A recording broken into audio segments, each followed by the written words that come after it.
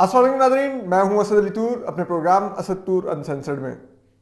आज हम आपके लिए कुछ सवालों के जवाब लाए हैं जो इमरान खान साहब से जुड़े हैं कि वो आखिर ये धरना दिए बगैर वापस भागे क्यों। एक तो ने परसों आपको खबर दी थी कि वो उनको पिंडी से ही शटअप कॉल मिली कि गेट लॉस्ट, फिर वो चले गए। लेकिन अब ज़रा इसकी तफसीलात सामने आई हैं कि वो किस तरह से खान साहब से रब्ता किया गया, किस तरह से मैसेज कन्वे हुआ, क्या अवामिल थे, खान साहब की क्या प्लानिंग थी, खान साहब की अपनी टीम को क्या पता था। इस तरह कुछ आज हम एक्सक्लूसिवली आपके लिए लाए हैं। इसके अलावा हम आज आपको ये भी बताएंगे कल जो मियाँ शहबाज शरीफ ने जो कल खिताब किया उस पर भी ज़रा बात करेंगे। और क्या हम आपको खबर देंगे कि हुकूमत को इस्टेब्लिशमेंट से एश्योरेंस मिल गई है, ये भी बताएंगे। जबकि एक तीसरी जो डेवलपमेंट है वो जस्टिस मकबूल बाकिर हैं रिटायर्ड, उनका नाम चेयरमैन नैब के लिए आ रहा है। हुकूमती हलकों में उन पर इत्तेफाक पाया जा रहा है। ये क्या है, इस पर भी हम आपसे बात करेंगे। तो चलिए सबसे पहले जस्टिस मकबूल बाकिर से शुरू करते हैं। इनके नाम के ऊपर ये हाल ही में अभी 1 अप्रैल को, if I am not wrong, ये रिटायर हुए हैं सुप्रीम कोर्ट ऑफ पाकिस्तान से। बहुत ही मलंग दरवेश तबीयत जज हैं। जस्टिस जवाद ख्वाजा के बाद अगर मैंने सुप्रीम कोर्ट में सबसे ज़्यादा दरवेश जज देखा जो आए उनके बाद, तो वो जस्टिस मकबूल बाकिर ही हैं। इंतहाई ईमानदार, अपराइट और निडर जज हैं। खुदकुश हमले का सामना किया हुआ है कराची में, जिसमें अल्लाह ने इनको ज़िंदगी दी, और उसके बावजूद कभी घबराए नहीं है। सुप्रीम कोर्ट में भी रहे। वो हमारे दोस्त हैं, सीनियर लॉयर हैं मुइज़ जाफरी। उन्होंने इनके बारे में डॉन में आर्टिकल लिखा था इनकी रिटायरमेंट में कि ये वो कोई आप उसको पाकिस्तान में सुप्रीम कोर्ट का चीफ जस्टिस नहीं मान सकते जिसकी जस्टिस मकबूल बाकिर से जिसे कहते हैं ना वो टसल ना चली हो। क्योंकि जस्टिस मकबूल बाकिर किसी भी चीफ जस्टिस की ना खुशामद करके अच्छे बेंचेस लेने पर यकीन नहीं रखते थे। हर चीफ जस्टिस को चैलेंज करते थे उसकी अथॉरिटी को कि ये आप क्या कर रहे हैं, ये क्या कर रहे हैं। और वो सुप्रीम कोर्ट में हमेशा जो चीफ जस्टिस होते थे उनकी गुड बुक्स में नहीं होते थे, क्योंकि अपराइट जज थे। इस्टेब्लिशमेंट की जरूरत नहीं होती डिक्टेट करने की, केसेस के मेरिट पर फैसले करते थे, आप उनको उठा के देखने। और इसमें जो नून लीग, पीपल्स पार्टी और दीगर जमातों के जो जेर गौर जो पॉइंट है वो ये है कि पिछली दफ़ा जब यहाँ पर हमने चेयरमैन नैब की तैनाती की तो वो जस्टिस रिटायर्ड जावेद इकबाल, वो सर से पाँव तक वाला जो गलीज कीड़ा है उसको जब इन्होंने लगाया तो अब हुआ क्या कि वो आगे मलिक रियाज पैगाम लेके, अब मलिक रियाज एक और हराम की कमाई वाला एक घटिया इंसान, कब्ज़ा माफिया, उसने आके इस्टेब्लिशमेंट की तरफ से उसने आसिफ ज़ाहिरी साहब और मियाँ नवाज शरीफ दोनों को गारंटी दी कि ये बंदा ठीक है, हम मेरे हाथ में रहेगा, आप इसको लगा दे, आपको तंग नहीं करेगा। लेकिन इन लोगों को ये बात जो इन्होंने अब सीखी है कि जो बंदा मेरे आगे बिक सकता है ना, असद अली तूर के आगे जो बिक जाएगा वो कल फिर इस्टेब्लिशमेंट के आगे भी बिकेगा। क्योंकि जो कंप्रोमाइज इंसान होता है वो किसी एक का नहीं होता। ये फिर अगर मेरे मतलब मैं असद अली तूर हूँ, अगर मेरे अंदर बिकने की टेंडेंसी है ना कि मैं आपसे पैसे लेके आपके लिए काम कर सकता हूँ 2 नंबर, तो फिर याद रखिएगा मेरे अंदर ये बिकने की टेंडेंसी है, मैं किसी और के आगे भी बिक जाऊंगा, आपके मुखालिफ के आगे बिक के आपके खिलाफ भी काम कर दूंगा। और वही हुआ जावेद इकबाल ने जो किया। अब फिर उन लोगों ने सीखा कि यार देखो, बंदा वो ले जो बेशक हमारी मर्जी का ना हो, हमारे कंट्रोल में ना हो, लेकिन जो हमारे कंट्रोल में नहीं होगा इसका मतलब वो किसी के भी कंट्रोल में नहीं होगा। तो कल को उसके जरिए इस्टेब्लिशमेंट कोई पॉलिटिकल इंजीनियरिंग नहीं कर सकेगी, जो कि 2018 के इलेक्शन में की उन्होंने जावेद इकबाल के जरिए। और पिछले 3.5 साल उन्होंने इस्टेब्लिशमेंट के ने जो ये अपोजिशन थी इसके हाथ पांव बांध के रखे जावेद इकबाल के जरिए, जिसको दिल किया उठवा के जेल में डाला। तो फिर उस पर यह कंसेंसस हुआ कि जस्टिस मकबूल बाकिर जैसा जज चाहिए। और ये इमरान खान साहब के लिए भी बड़ी खुशआइंद खबर होनी चाहिए। इसका मतलब है कि ये हुकूमत चाहे भी तो अब इमरान खान साहब को किसी पॉलिटिकल मोटिवेटेड केस में नहीं फंसा सकेगी। जस्टिस मकबूल बाकिर इतने साफ शफाफ किरदार के मालिक इंसान है। اور اتنے درویش ہیں کہ وہ ڈکٹیشن نہیں لیں گے ان کی کسی بھی صورت.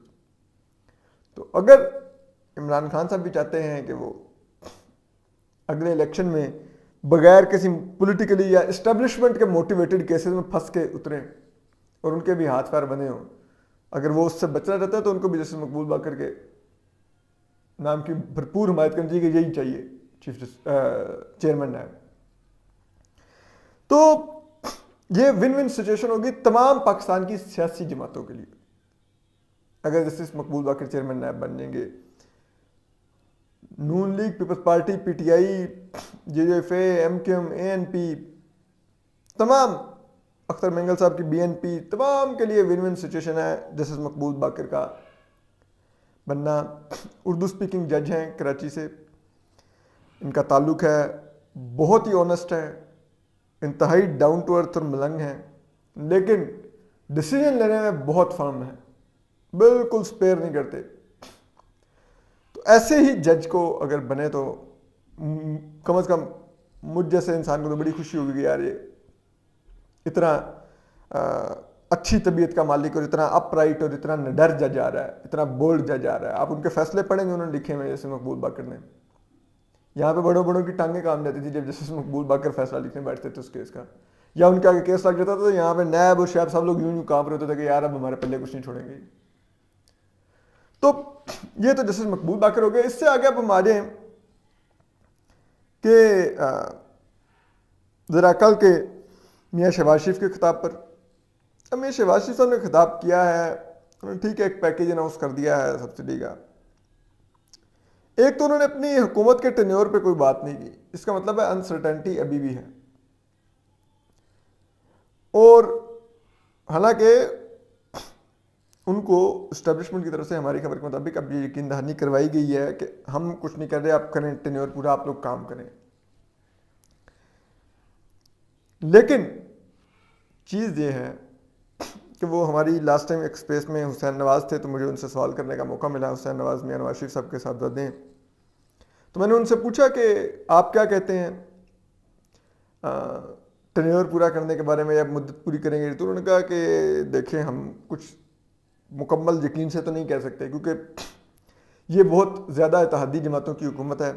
کل کو کوئی ایک اتحادی بھی سرک جائے, ایم کیو ایم یا کوئی باپ یا کوئی بھی, تو یہ حکومت گر سکتی ہے. تو ہم کیسے ابھی آج کہہ دیں کہ جی یہ حکومت مدت پوری کرے گی؟ تو وہ ایک انسرٹنٹی اس حکومت کے اندر موجود ہے کہ اسٹیبلشمنٹ نے جس دن چاہا صرف ایک اینٹ نکالنی ہے تو پوری عمارت گر جائے گی. لیکن اب اسٹیبلشمنٹ کی طرف سے یہ گو ہیڈ ملنے کے بعد کہ آپ سخت فیصلے لیں اور ملک چلائیں, ہم نہیں آپ کو گرا رہے, اس سے یہ ہوا کہ پھر حکومت نے یہ کہا کہ اگر آپ واقعی ایسا نہیں ہے تو پھر آپ کے اندر کچھ لوگ ہوا دے رہے ہیں عمران خان صاحب کو, آپ ان کا کچھ کیجیے, اور عمران خان صاحب جو یہ کرتے پھر رہے ہیں ان کو روکیے. پھر وہ سب کچھ ہوا جو بھی ہم آپ کو بتائیں گے کہ پھر جب عمران خان صاحب واپس چلے گئے, حکومت کو کچھ کانفیڈنس آیا کہ ہاں اسٹیبلشمنٹ اپنی کمٹمنٹ پوری کر رہی ہے, تو پھر انہوں نے رات کو پیٹرول کی قیمت 30 روپے لیٹر بڑھا دی, بجلی کی قیمت آنے دنوں بڑھا دیں گے. آئی ایم ایف نے یہی کہا کہ مفتاح اسماعیل صاحب کو بھیجا تھا کہ آپ یہ چیزیں پوری کر دیں, ہم آپ کو پروگرام ریزیوم کر دیں گے, اور $900 ملین یعنی کہ $90 کروڑ کی ہم آپ کو قسط جاری کر دیں گے. وہ اب ہو گیا ہے, آنے والے دنوں میں اب دیکھیں گے وہ قسط جاری ہو جائے گی. وہ جاری ہوگی تو ساتھ ہی سعودی عرب, چین اور یو اے ای جو ہمیں کہہ رہے تھے کہ ہم صرف اس صورت میں آپ کو پیسے دیں گے, آپ پہلے آئی ایم ایف کا پروگرام ریزیوم کروا کے آئیں, تو وہ بھی اب پیسے ملنے شروع ہو جائیں گے, تو معیشت ذرا چل نکلے گی. لیکن یہ عمران خان صاحب کیسے گئے؟ جب انہوں نے آ کے بتایا, حکومت نے, مفتاح اسماعیل صاحب نے آ کے بتایا, حکومت نے آگے اسٹیبلشمنٹ کو کنوے کیا کہ بھائی یہ معاملہ ہے, آئی ایم ایف نہیں دے گی پیسے, اور ہم یہ سخت فیصلے تب تک نہیں لیں گے جب تک ہمیں کلیئرٹی نہیں ہوگی کہ یہ عمران جیسا جو بندر ناچ رہا ہے یہ ہمارے سر پر چڑھ کے ہمارے بال نہیں نوچے گا. اس کے بعد کہتے ہیں کہ اسٹیبلشمنٹ کے بڑے بیٹھے, انہوں نے کہا کہ یہ ملک خدا نہ خواستہ سری لنکا نہ بن جائے, یہ اگر نہ چل سکا تو ہمیں کچھ فیصلے لینے ہوں گے. اس پر پھر انہوں نے وایا پشاوری خان صاحب کو کنوے کروایا. سمجھ گئے نا پشاور میں اسٹیبلشمنٹ کی کون سی شخصیت بیٹھی ہوئی ہیں. ان کو انہوں نے کہا کہ جی خان صاحب کو شٹ اپ کال دیں, ان کو واپس بلائیں, یہ IMF والا پروگرام نہیں چلے گا تو ملک دیوالیہ ہو جائے گا. اور یہ اس ملک میں اگلے چیف کا فیصلہ ہونے کی پالیٹکس بعد کی بات ہے, لیکن ملک کی سالمیت پہلے آتی ہے اور وہ سٹیک پہ لگ جائے گی اگر ہم دیوالیہ اس کی طرف چلے گئے. تو آپ خان صاحب کو بلائیے, وہ اسلام آباد میں اگر ناچ رہے ہوں گے تو یہ نہیں ہو سکے گا. اس پر انہوں نے خان صاحب سے رابطہ کیا. جو خان صاحب کے جو قریبی ذرائع ہیں وہ بتاتے ہیں کہ خان صاحب پچھلے 4 دن سے پشاور میں انہوں نے CM ہاؤس میں ایک خفیہ سیٹ اپ لگایا ہوا تھا جہاں سے ٹرانسمیشن بھی چل رہی تھی دھرنے کی, جہاں پہ ملیح ہاشمی اور دیگر لوگ پروگرام بھی کر رہے تھے PTI کے لیے. وہ سب کچھ ایک پوری کمپین وہاں سے چل رہی تھی, سب کچھ چل رہا تھا. اور اس کی وجہ یہ تھی کہ کہیں اسلام آباد سے کوئی ایسا سیٹ اپ لگایا تو وہ سیٹ اپ نہ اڑ جائے. اب خان صاحب جب وہاں سے نکلے ہیں آ رہے تھے تو ذرا یہ بتاتے ہیں کہ خان صاحب کو جب سپریم کورٹ سے فیصلہ آ گیا کہ آپ آ جائیے اسلام آباد کے اندر آپ کو اجازت ملے گی, خان صاحب فیسلٹیٹ ہو گئے. تو اس کے بعد وہ یاد ہے آپ کو رات کو انہوں نے ایک میسج جاری کیا تھا کہ نہیں پہنچو ڈی چوک میں آ رہا ہوں. اس وقت ہی کہتے ہیں خان صاحب کو اس سے پہلے ایک کال آ گئی تھی, پشاور سے آئی تھی, اسٹیبلشمنٹ کی شخصیت کی آئی تھی, اور انہوں نے ان کو بتایا تھا کہ یہ صورتحال ہے, آپ واپس آئیے, ورنہ رانا ثناء اللہ نے فوج ریکوزٹ کی ہے اور ہمارے تحفظات ہیں کہ یہ جب ڈی چوک اور ان عمارتوں پر فوج ہوگی تو فوج کا یہ ماننا ہے کہ کیونکہ خان صاحب نے آج کل میں اپنے ورکرز کو بہت زیادہ فوج کے خلاف اکسایا ہے, آرمی چیف کو بار بار میر جعفر اور میر صادق کہہ کے, تو PTI کے جو کارکن ہیں اس کا غالب امکان ہے کہ وہ جب ڈی چوک میں گھسیں گے تو وہ پاک فوج کے جوانوں سے بدتمیزی کریں گے, اور وہ اگر مناظر چلے اسکرینوں پر تو وہ بہت ہی زیادہ ان کا برا اثر جائے گا, اور پھر فوج مجبور ہوگی کہ وہ خان صاحب کو کنٹینر سے اٹھا کے لے جائے, اور اگر وہ لے گئی تو پھر امکان ہے کہ خان صاحب کو نامعلوم جگہوں پر لتر پولا بھی ہو. اس کے بعد خان صاحب کو جب اس صورتحال کی سنگینی کا اندازہ ہوا اور انہوں نے کہا کہ ابھی خان صاحب نے پھر انہوں نے کہا کہ مجھے کوئی فیس سیونگ تو دیجیے. انہوں نے خان صاحب کو کوئی فیس سیونگ نہیں ہے, صبح سپریم کورٹ درخواست ٹیک اپ کرے گی, اور اگر آپ اسلام آباد میں موجود ہوں گے, ڈی چوک والی سائڈ میں موجود ہوں گے, تو آپ کو کانٹیمپٹ کروا کے اچھا خاصا ہم رگڑا دیں گے. اس پر یعنی کہ وہ سپریم کورٹ انہوں نے بٹھانی تھی اسٹیبلشمنٹ نے, لیکن وہ ایک ایزیوم کر رہے ہوں گے نا کہ سپریم کورٹ کانٹیمپٹ بھی کر سکتی ہے, کیونکہ ظاہری بات ہے سپریم کورٹ نے H9 کا کہا تھا, خان صاحب ڈی چوک جا رہے تھے. اور پھر وہ کہتے ہیں کہ خان صاحب نے جب بہت فیس سیونگ مانگی تو پھر ان کو یہ کہا گیا کہ آپ یہاں پہ 6 دن کا الٹیمیٹم دے کے چلے جائیے, ہم حکومت سے آپ کو مذاکرات کی دعوت دلوا دیتے ہیں کہ آئیے اگلے الیکشن میں مذاکرات کرتے ہیں, اور ہم حکومت کو یہ بھی انشور کریں گے کہ وہ اپنے ٹینیور کی مدت کا اعلان نہ کریں کہ ہم پورا کرنے جا رہے ہیں, تاکہ آپ کو امبیرسمنٹ نہ ہو کہ نہ وہ تو اپنی مدت پوری کرنے جا رہے تو میں پھر کہاں پہ کھڑا ہوں. اور حکومت کو یہ کہا گیا کہ آپ اس اسٹینڈ سٹل کو ختم کرنے کے لیے مذاکرات کا ان کو آفر کر دیں. اور پھر خان صاحب نے یہ بھی اشورت مانگی کہ مجھے کوئی میرے خلاف کوئی عدالتی کارروائی کوئی مقدمہ یہ مت ہو, مجھے واپس آنے. انہوں نے کہا ٹھیک ہے آپ جائیے. پھر خان صاحب اسی لیے تھوڑا ذرا عزت سے واپس چلے گئے, ان کے خلاف کوئی کارروائی نہیں ہوئی. اور یوں پھر خان صاحب لوٹ کے بدو پھر پشاور گئے. اور آج کل آپ دیکھیے خان صاحب بار بار جا کے پشاور ڈیرا لگا رہے ہیں, حالانکہ پچھلے دور میں جب نون لیگ کی حکومت تھی اور بہت اسٹرانگ حکومت تھی, پورا مینڈیٹ تھا ان کے پاس, اس طرح کی اتحادی حکومت نہیں تھی, تب خان صاحب نے جب لاک ڈاؤن اسلام آباد کی کال دی تو اسلام آباد میں موجود رہے. 2014 کا دھرنا دیا, اسلام آباد میں موجود رہے, نہیں گرفتاری ہوئی. اب ان کو کون سی گرفتاری کرا جائے گا؟ اب ان کو گرفتاری سے زیادہ وہاں پہ بار بار مشاورت کرنی ہوتی ہے پشاور میں کچھ اسٹیبلشمنٹ کے لوگوں سے, تو اس لیے پشاور بیٹھے ہوئے ہیں. اور آپ دیکھیں کہ خان صاحب کے پاس 2014 میں بھی لوگ نہیں تھے, لیکن خان صاحب واپس نہیں گئے, 126 دن بیٹھے رہے. تو اس دفعہ جو لوگ کہہ رہے ہیں کہ صرف 7-8 ہزار لوگ تھے سو واپس چلے گئے, ہم ان سے اتفاق نہیں کرتے. بات 7-8 ہزار کی نہیں ہے, بات اسٹیبلشمنٹ کی سپورٹ نہیں تھی اس طرح سے ان کے ساتھ. 2014 میں جب اس وقت کے DGSI لیفٹیننٹ جنرل ظہیر الاسلام پوری طرح اس دھرنے میں ملوث تھے, آئین توڑنے میں ملوث تھے, ایک منتخب حکومت کے خلاف ملوث تھے, غداری کر رہے تھے اس ملک سے, تو اس وقت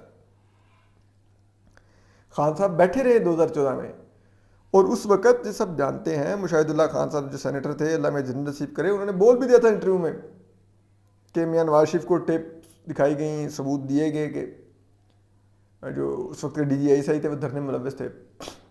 تو وہ یہی تھا کہ یہ جو آب پارا ہے اس کے ساتھ جو شل کا پیٹرول پمپ ہے، وہاں پر جو وینڈرز ہوتے تھے جو کھانا دیتے تھے اس دھرنے میں، جو چیزیں پرووائڈ کرتے تھے، ان کو اس شل کے پیٹرول پمپ کے پار سڑک پر بلا کر پیمنٹ کی جاتی تھی، اور وہ جو پیمنٹ کرتے تھے ان کا تعلق اس وقت کی آئی ایس آئی سے ہوتا تھا، اور وہ کوسار کمپلیکس سے آتے تھے جو ایک اور آئی ایس آئی کا ایک آفس ہے، اور پھر وہ وہاں پہ آ کے پیمنٹس کرتے تھے، اور وہ پیمنٹس وہاں پہ ان کو ملک ریاض بھجواتے تھے. وہ بھی ایک آڈیو ریکارڈ ہوئی تھی جو ایک آئی ایس آئی کے اس وقت کے بریگیڈیئر تھے جو ملک ریاض کو کال کر تھے کہ اتنا بل بن گیا وہ پیمنٹ بھجوا دیں، اور پھر ملک ریاض وہ پیسے بھجواتے تھے، وہ پیسے پھر آگے ان میں ڈسٹریبیوٹ ہوتے تھے. وہ ساری چیزیں ریکارڈنگز ہو گئی تھیں، ثبوت بن گئے تھے، اور وہ میاں نواز شریف کو پریزنٹ کیے گئے تھے. اور میاں نواز شریف کو جب پریزنٹ کیے تھے تو جو اس وقت کے ڈی جی آئی بھی تھے آفتاب سلطان، جب وہ ملنے گئے تو میاں نواز شریف اس وقت اپنی اہلیہ